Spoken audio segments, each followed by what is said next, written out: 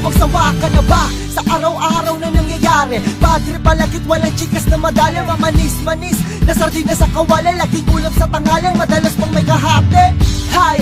Ang buhay nga naman hulog sa hukay, paglakang husay at sungay na halang.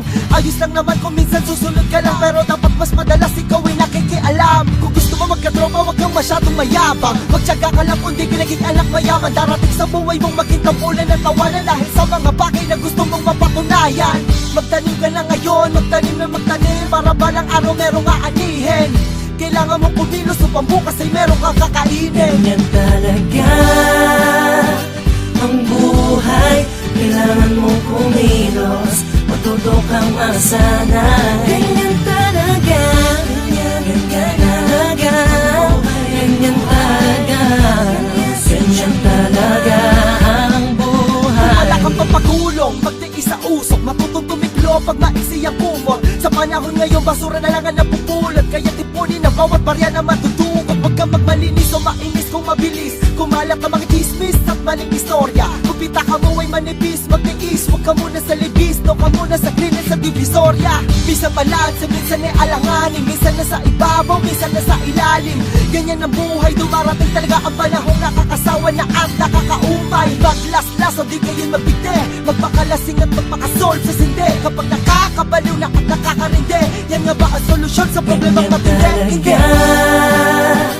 Ang buhay, kailangan mong kumilos, matuto kang masanay. Ganyan talaga, ganyan talaga, ganyan talaga, ganyan talaga ang buhay. Sabihin mo na lang ang walang kwentang katotohanan. Kapag wala kang pera, wala kang kaibigan. Mga tropang kasama mo lang sa kasiyahan, pero di mo na maaasahan pag nagkagipitan. Palagi ka mang napapagalitan, sa bahay lagi ka na lang napag-iinitan.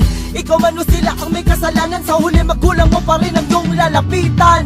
Kahit ang mga taong may kabaitan, nahanap ng patalim na pwedeng makapitan. Respeto at tiwali, wag bigay ng madalian, dahil ang karamihan ay walang niya sa malapitan. Ganyan na ang buhay ngayong kaibigan, ikupin mo na lang parang sabaw ng papaitan. Kung ayaw mong ikilos, itulog mo na lang, magandang bukas ay baka sakaling mapanaginipan. Tanggapin mo lang katotohanan, ganyan talaga ang buhay, kaibigan. Kung ayaw mo magsikap ay matulog ka na lang, matulog ka na lang, matulog ka na lang.